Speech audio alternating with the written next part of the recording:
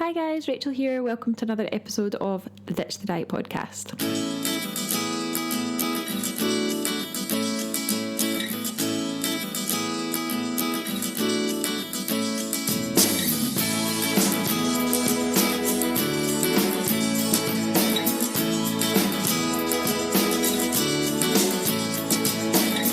So in today's episode of the podcast, I have taken a recording from a video that I actually did one of our weekly coaching sessions with the Ditch the Diet Academy members from last week, and we are talking about metabolism and the role of metabolism in weight loss, because it's something that I get a lot of questions about.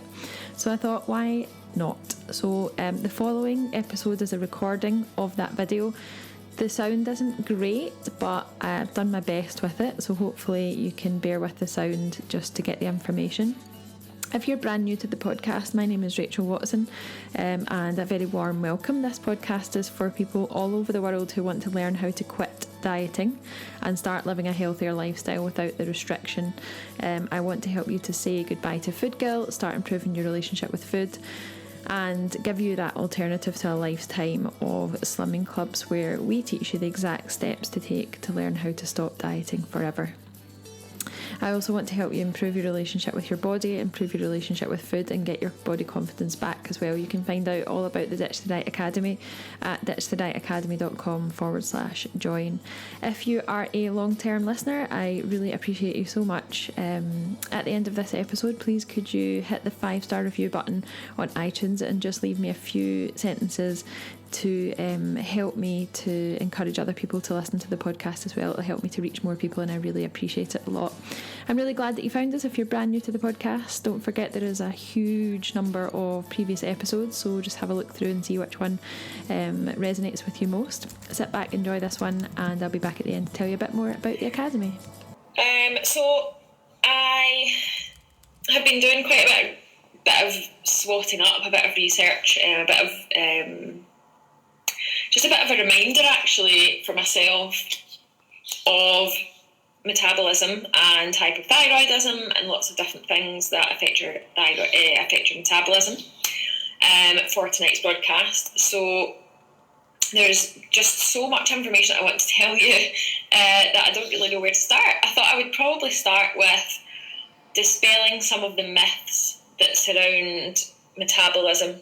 And then I'll talk to you about what metabolism actually is and what it means. And then I'll talk to you about ways that you can increase your metabolic rate, so ways that you can actually increase your metabolism. And then I have a question to answer about hypothyroidism. So for those of you out there, and it's a very common condition that may have an underlying thyroid condition that causes your thyroid to be underactive, and how that might affect your ability to lose weight, or the fact that you might be gaining more weight despite not eating as much. So I'm going to get into the thyroid a bit later on, because it's quite a complex topic, but I'll keep it as brief and as easy to understand as possible. But first of all, what I thought I would talk about, and I've got lots of notes on my screen, so if I'm not looking at you, then it's because I'm looking at my notes. So first of all, we'll talk about what exactly is metabolism. So your metabolism is basically it's a collective word for all of the chemical processes that go on inside your body that keep you alive.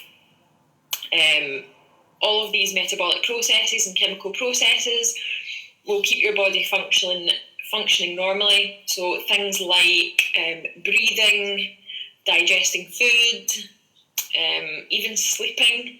And then there are other metabolic processes like repairing cells, building new cells, all of the chemical reactions that go on inside your body. All of these chemical reactions require energy.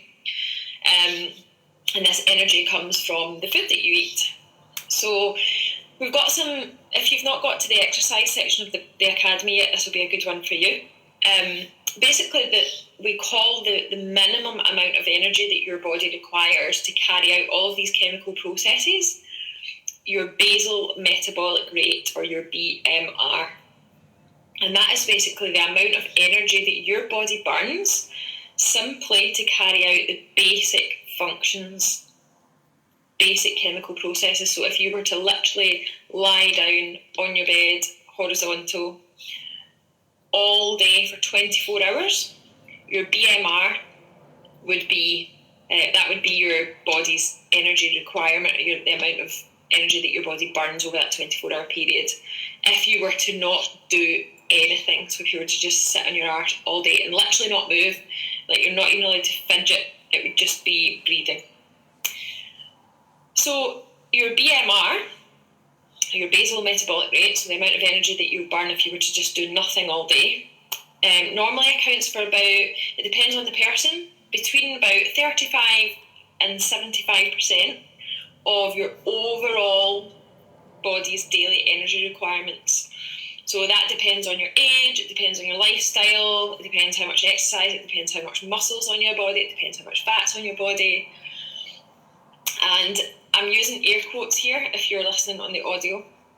A slow metabolism would be more accurately explained as having a low BMR.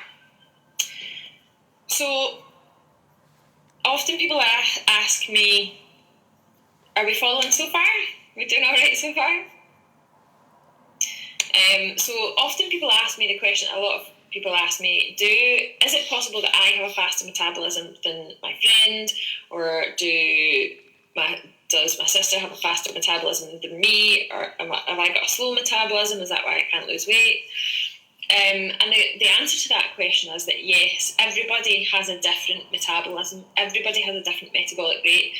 And it depends on a number of different factors. So it depends on things like the size of your body, your age, your gender, even your genetic makeup actually plays a role in the speed of your metabolism. And just to give you an example, someone that has more muscle than fat on their body, so if someone, if there was an exact carbon copy of me sitting next to me right here, right now, and I had more muscle than the carbon copy of me, I would have a faster metabolism, because the reason for that is that muscle cells require more energy to maintain themselves than fat cells do. So people that have more muscle tend to have faster metabolism. Also, as we get older, we tend to lose muscle. Now, there is something you can do about this, and that is weight and resistance training, so you can maintain your muscle mass or even grow your muscle mass. But as we get older, the sort of general trend is that we tend to gain fat and lose muscle. So that will explain why a lot of people find it harder to lose weight when they get older, because your metabolism might slow down as a result of you losing muscle and gaining fat. Gender, so generally men have a faster metabolism than women due to the size of their bodies, tend to be bigger, heavier bones, more muscle mass, because men find it much easier to gain muscle than women do due to hormones. And also, although there is not a lot of concrete evidence yet, they do think that your metabolism can be partly determined by your genetic makeup as well. So, but there's nothing concrete there yet. But, to link them causally, so, but there is evidence that says that genes play a role, or your genetic makeup plays a role in the size of the muscle and your ability to grow muscle, both of which actually affect your metabolism. So, there we go. Another question that I get asked a lot is that am I gaining weight, or am I fat, or am I overweight because I've got a slow metabolism? And the answer to that is just typically no. There's no evidence to support that you are overweight because of a slow metabolism, because what the evidence actually shows is that people who are overweight actually have faster metabolisms than people that are a normal weight or healthy weight, because basically bigger bodies require more energy to carry out just the basic bodily functions that we spoke about before. But there are other reasons that you might be overweight or struggling to lose weight. And if we forget about slow metabolism for a second, we have to consider the fact that most people underestimate the amount of food that they eat in a day. Many people actually underreport by like a huge amount. So although you think you're not eating a lot, typically you are eating a lot more than your metabolism can burn off, which is why you become overweight. Let's cover another myth as well. And that is that you've probably heard of this thing called starvation mode. Hands up, or just let me know if you've heard of starvation mode. Basically, a lot of people say that your metabolism can be damaged by doing things like crash diets, or being in a calorie deficit for too long, or a too big a calorie deficit. So a lot of people say that your body goes into starvation mode, and it's something that someone once told me years and years ago, and before I was a qualified coach or anything like that, and I totally believed them. So basically the whole starvation mode thing's a load of shite. There's no such thing. But what can happen when you go on a crash diet, or an extremely low calorie diet, or a very heavily calorie restricted diet, it can slow your metabolism. But the reason for that is that these types of diets actually force your body to break down muscle for energy. And obviously, with what we spoke about before, the less muscle that you have, or the lower your muscle mass, then the slower your metabolism is. And if you have lower muscle mass and a slower metabolism, it becomes a lot easier to put the weight back on after you've lost it. So there you go. Tell me if I'm going too fast, because this subject fascinates me.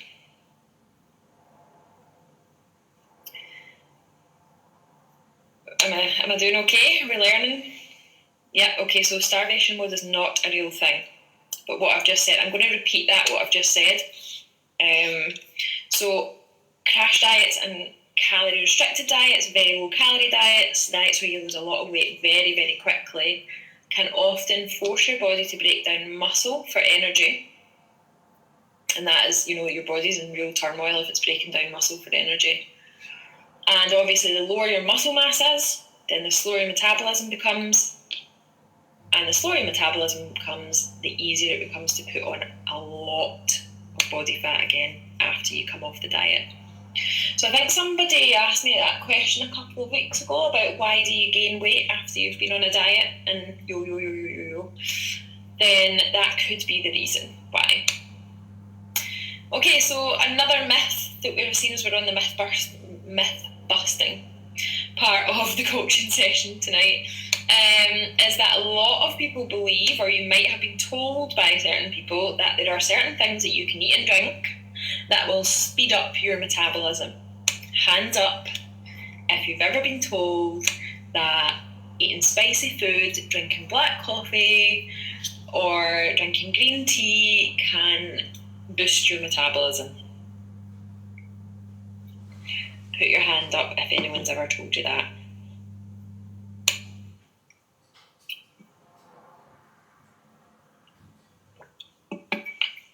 Excuse me while I just pour some more water. I'm trying to drink more water this week. I'm not doing very well with my water intake at the moment.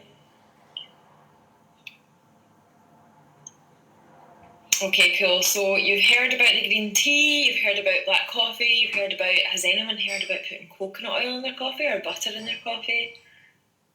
That's another one that makes absolutely no sense whatsoever. Okay, so there's really very little, if any, and if it is, it's weak, evidence behind any of these claims. So while you don't have a huge amount of control, oh god, yeah, raspberry ketones. Oh, they did the rounds for a while, didn't they? And fat loss tea, all that kind of stuff. The tea that makes you poo. And when you poo, you lose more weight.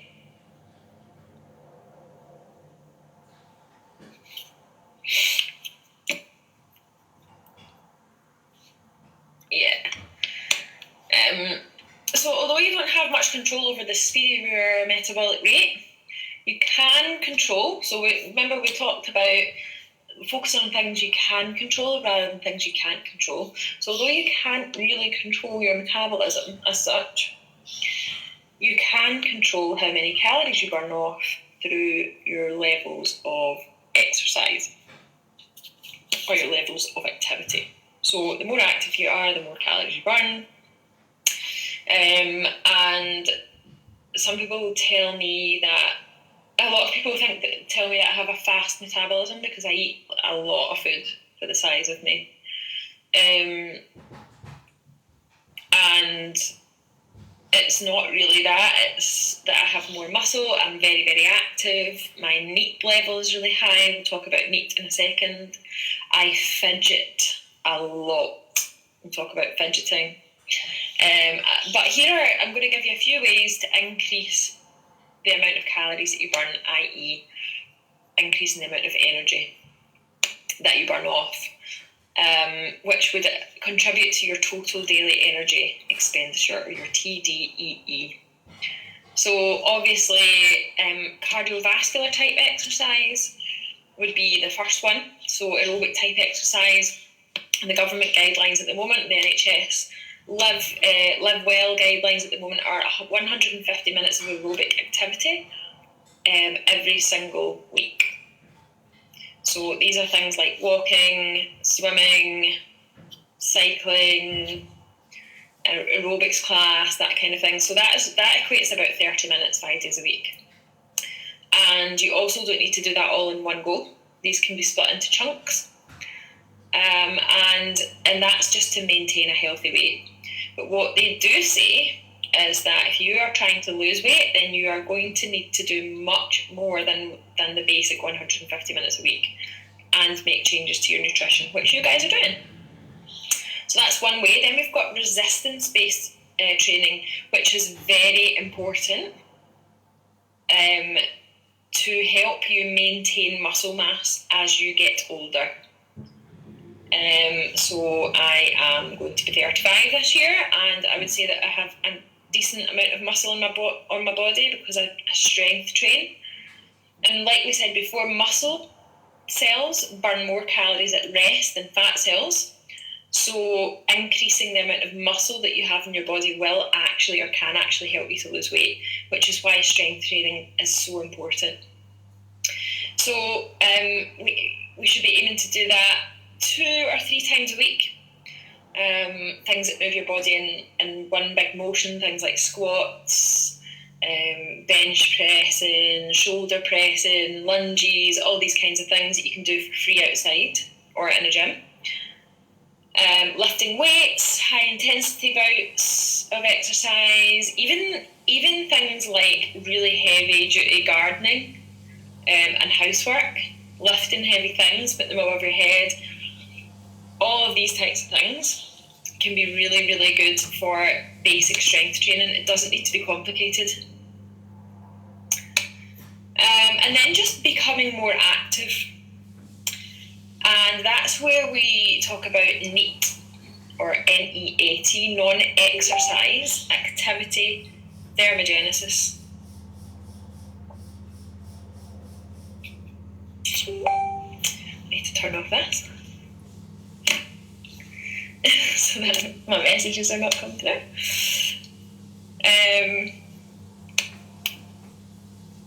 Non-exercise activity thermogenesis, which is basically all of the activity that you do in a day that isn't exercise. So things like getting your 10,000 steps a day, like if that's your target or whatever your target is, that's your non-exercise activity. Let me think what else. Washing your hair, drying your hair, doing the dishes, cooking, ironing, housework,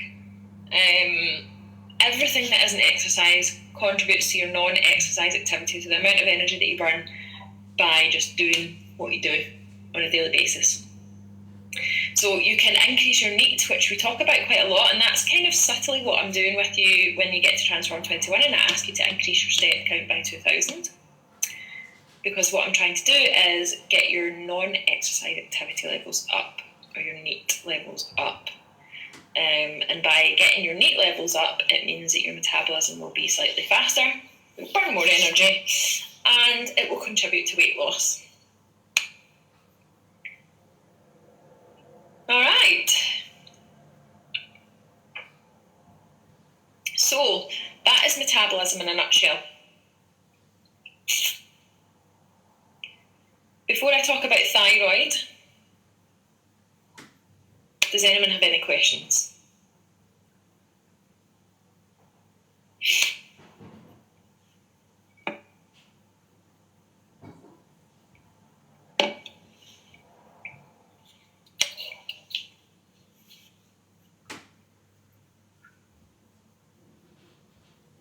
Any questions about thyroid before I move on?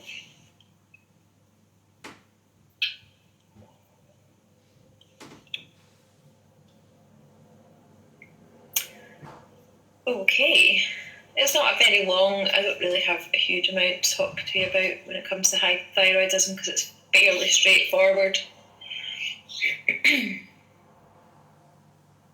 Great, I'm glad that you found it easy to understand. So next I'm going to talk to you a little bit about the thyroid and why it's important that we kind of understand what it does, just in case you ever do get diagnosed with hypo or hyperthyroidism, so that you don't panic when it comes to weight loss.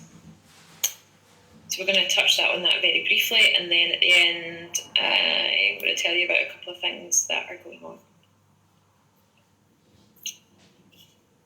academy-wise. Okay, cool. So I had a question from Hamza earlier on about hypothyroidism and could that be contributing to weight gain or difficulty to losing weight. Now basically, hypothyroidism is basically an underactive thyroid, and it basically slows the person who has the condition's metabolism down, or it can do. And the reason for that is that your thyroid, which is a gland in your neck, looks a bit like a butterfly. It sits about here. It's part of your endocrine system, your hormonal system. It releases hormones into your bloodstream that influences the activity of all the chemical processes that go on inside the cells and the tissues of your body.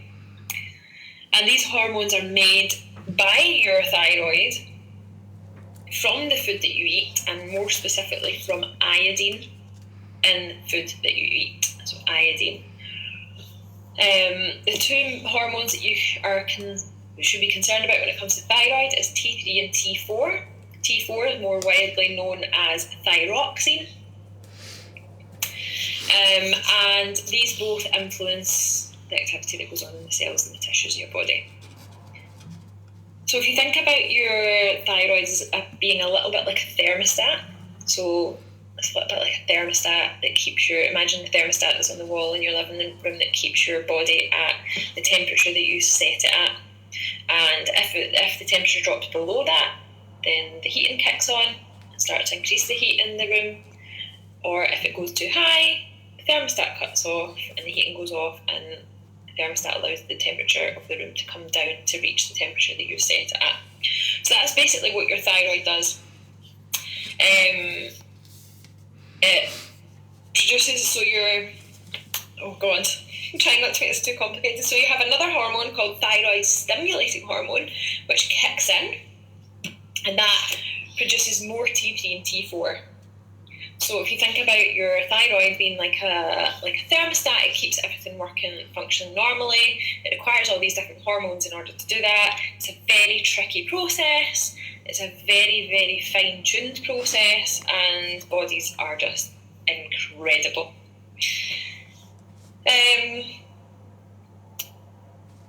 So why do we need to be concerned for a body that struggles to make thyroxine? And the reason for that is that it can slow your metabolism down, or it can slow your BMR down. BMR, basal metabolic rate. Remember we spoke about that way back. Your doctor will more than likely prescribe you a dose of levothyroxine, which is just a chemical pill version of thyroxine, and then monitor the levels of thyroid stimulating hormone in your blood every 6 to 8 weeks to make sure that you have normal levels. So if your thyroid function is controlled by levothyroxine, then you have a normal thyroid function, just like every other person. There was some research, but it was very, very old, like from the 1970s, that said that people on thyroxine, although having normal thyroid function, may be left with a lower metabolic rate. But it was a really shitty study. There's really not much evidence behind it whatsoever. And if you are on levothyroxine, your thyroid levels are normal, then it's definitely not that's causing any problems. So hopefully that answers your question.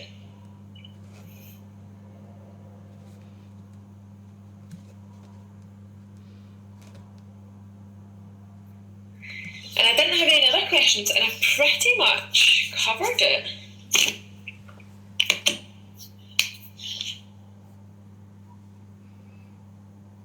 Everything that I wanted to cover. I thought that was going to take me ages, but I think I've covered it all. I've got pages and pages and pages of notes, but I just wanted to break it down into something easy to understand.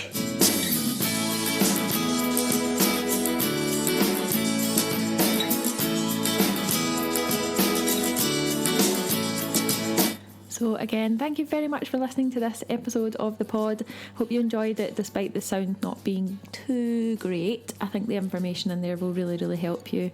If you would like to find out more about the Ditch the Diet Academy and you are listening on the day that we release this episode, which is Thursday the 25th of April 2019, we currently have 50% off our first month as a member, and all you need to do is go to ditchthedietacademy.com/join, and you can find out more about what we do at the Academy, how we can help you to learn how to quit dieting and improve your relationship with food forever. Again, thanks for listening, and I'll see you again next Thursday for another episode of the Ditch the Diet podcast. Take care.